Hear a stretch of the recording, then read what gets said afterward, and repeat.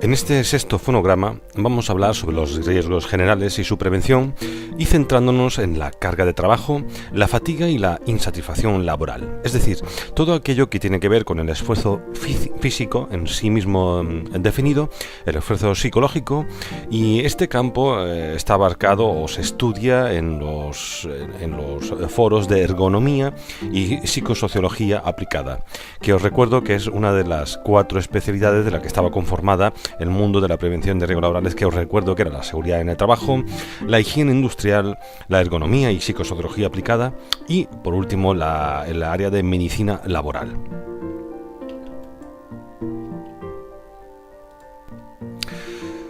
En el capítulo 3 del mismo módulo que estamos abarcando todavía, la carga de trabajo, la fatiga y la insatisfacción laboral se ven aborcados y entendemos que sobre esfuerzos, posturas inadecuadas o movimientos repetitivos puede darse este riesgo en la manipulación manual de cargas, ya sea por las características de la propia carga, el peso, el volumen, las dimensiones, la dificultad de asir la propia carga, o por las características del medio en donde se realiza la manipulación, porque sea estrecho, porque no dé bien la posibilidad de que el trabajador manipule bien la carga, por las características individuales de las personas, por el esfuerzo físico necesario y por el ritmo acelerado de trabajo. Como consignas preventivas, cabe resaltar que hay que utilizar siempre los dispositivos mecánicos dispuestos, como carretillas, los carros, las traspaletas, elevadoras, etc. Y facilitar la manipulación de la carga reduciéndola, aligerándola o proporcionando un mejor sistema de agarre y manipulación de dicha carga, controlando siempre que el centro de gravedad de la misma sea óptimo. ¿Para qué? Con el fin de evitar las caídas de la carga de manipulación y que puedan originar, aparte de dolencias musculares, desgarros o lumbalgias, que puedan originar cualquier tipo de aplastamiento de miembros o rotura de huesos. La carga física de trabajo podemos definirla como el conjunto de requerimientos físicos a los que se ve sometida la persona a lo largo de su jornada laboral. Así, todo trabajo requiere un consumo de energía tanto mayor cuanto mayor sea el esfuerzo. Vosotros tenéis que tener en cuenta que el consumo de energía producido como consecuencia del trabajo lo llamamos metabolismo de trabajo. Antes lo consideramos ya a la hora de calcular el estrés técnico. Se considera admisible para una actividad física profesional durante años un consumo entre 2.000 y 2.500 kilocalorías por día. Superarla se consideraría ya trabajo pesado. Este cálculo de cómo saber nosotros cuál es la carga física de un trabajo se puede hacer o mediante métodos directos con el consumo metabólico de energía o de oxígeno del propio trabajador, tal cual le hacen a los futbolistas, o con métodos tabulados donde está considerado en una tabla a cada actividad cuántas kilocalorías supone. Con esos datos y sabiendo cuál es la mecánica o la repetición diaria de actividades, podemos nosotros hacer un breve estudio del metabolismo en función de las kilocalorías por día que ese trabajador en concreto tiene dispuesto. En las notas técnicas de prevención del propio instituto hay una ecuación donde podemos estudiar cuál es la carga máxima que debería elaborar o debería trabajar un propio operario. Evidentemente eso es muy subjetivo del propio operario. La ecuación en sí está conformada por muchos factores, considerando la constante de carga, el factor de distancia a la horizontal, el factor de altura a la que se desplaza la carga, el factor de desplazamiento vertical, el factor de asimetría, el factor de frecuencia y el factor de agarre. Todo eso son factores que en tablas consideradas se tienen a disposición. Lo que está claro que el levantamiento de las cargas nunca debe hacerse con los músculos de la espalda, sino flexionando rodillas y elevando la carga lo más recto posible. A la hora de torsionar y hacer los ángulos de simetría, es un factor también a tener en cuenta, porque no es lo mismo trabajar en un mismo plano que girando la tabla de la columna vertebral para hacer desplazamientos laterales.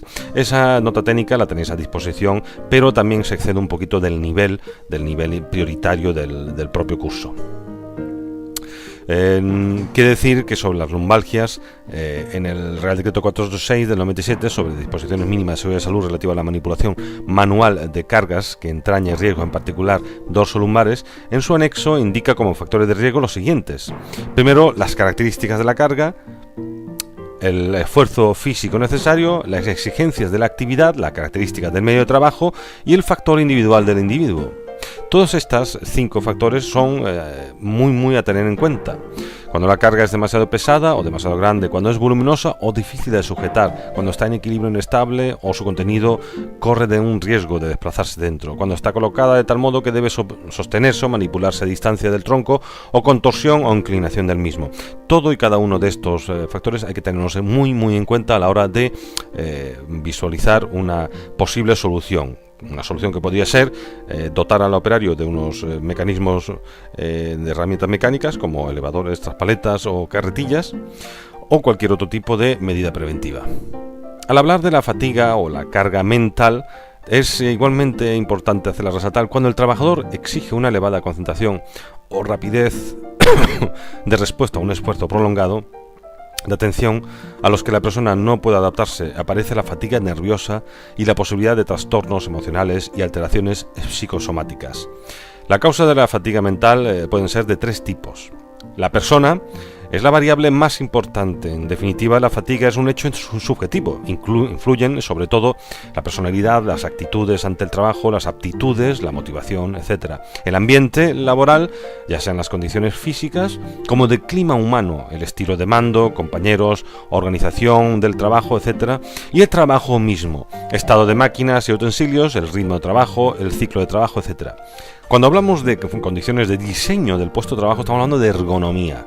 Ergos viene del griego, significa trabajo, y nomos, nomía, conocimiento del propio trabajo. Pero cuando nosotros estudiamos los factores mentales, estamos hablando de psicosociología aplicada. Dentro de la fatiga mental podemos subdividir 2 aspectos: la fatiga mental sensorial y la fatiga intelectual. La primera de ellas se origina por la excesiva cantidad, intensidad o frecuencia de los impulsos nerviosos enviados al cerebro, y la segunda se produce por un aumento de la tensión intrapsíquica emotiva favorecida por algunos factores como la falta o exceso de motivación, la falta de relación entre el trabajo y las aptitudes personales, la personalidad y capacidad de adaptación, la responsabilidad, la complejidad del trabajo que requiere mucha atención y concentración, situaciones de conflicto intra o extralaborales, las alteraciones del ritmo del descanso, falta de sueño y la vivencia de falta de libertad con el trabajo. Este último tipo de fatiga es más frecuente en los directivos que en el resto de trabajadores. La valoración de la carga mental es posible hacerla. ¿Hay alguna manera de poder evaluar si hay algún tipo de desajuste, desequilibrio a la hora de analizar los factores psicosociales? Pues sí. Los métodos normalizados de conocimiento respecto a los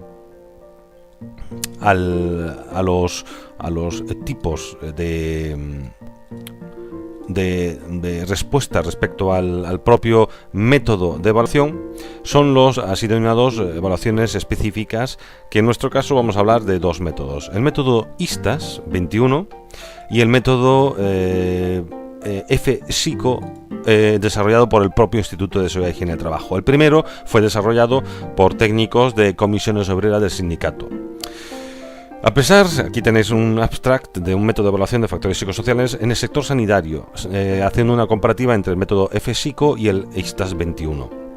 A pesar de que es sabido y reconocido que el trabajo hospitalario es fuente de estrés y carga mental, vamos a tomarlo como ejemplo, es difícil contar con instrumentos que permitan prever cuándo una situación de trabajo es susceptible de originar en los trabajadores estados de estrés o fatiga mental. El planteamiento de la realización de un estudio de evaluación de factores y riesgos psicosociales es un reto en sí mismo. La no existencia de una única metodología apropiada o adecuada o claramente definida para evaluar estos factores de riesgo, la falta de definición de estos factores de riesgo, la confusión en la nomenclatura de los factores y de los efectos adversos que producen sobre la propia salud, todo ello añade incertidumbre al recelo inicial. En este contexto, con este trabajo, se encuentran los profesionales prevencionistas, servicios de prevención multidisciplinares que deben realizar dicha evaluación. A la hora de evaluar estos 2 métodos, ambos se realizan por el método de encuestas directas a los trabajadores de forma anónima, donde se le pasa una relación de ítems, de cuestiones que tienen que de contestar, preguntas a la sazón como: ¿consideras bien valorado tu trabajo en el seno de tus responsables? te exigen trabajar en horarios desmesurados, la carga de trabajo es exalta, tienes algún tipo de inicio de acoso laboral o acoso moving o acoso sexual, crees que hay falta de igualdad de sexo en tu empresa. Todo este tipo de preguntas son contestadas y de una manera numérica se computan en el programa, en ambos programas. Evidentemente, una vez realizado todos los ítems, se da a entender algunos perfiles valorativos que se llaman. Los perfiles valorativos, que aquí tenéis a continuación, podéis verlos, que quedan definidos en el propio software del programa y marcan un sistema de alertas tipo semáforo. El color rojo indica una situación de peligro, el color rojo indica situaciones de óptima. Aquí tenéis que cada uno de estos histogramas o tabulaciones corresponden con sus acrónimos a CM, la carga mental, AT, la autonomía temporal, CT, contenido de trabajo, SP, supervisión y participación, DR, definición de rol, IT, interés por el trabajador y RP, las relaciones personales.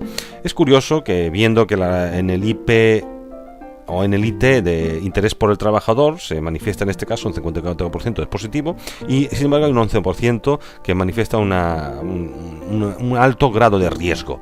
En el caso de la AT, es decir, la autonomía temporal, sí que se manifiesta claramente en este histograma que hay una preocupación por parte de los trabajadores, igualmente que en la carga mental.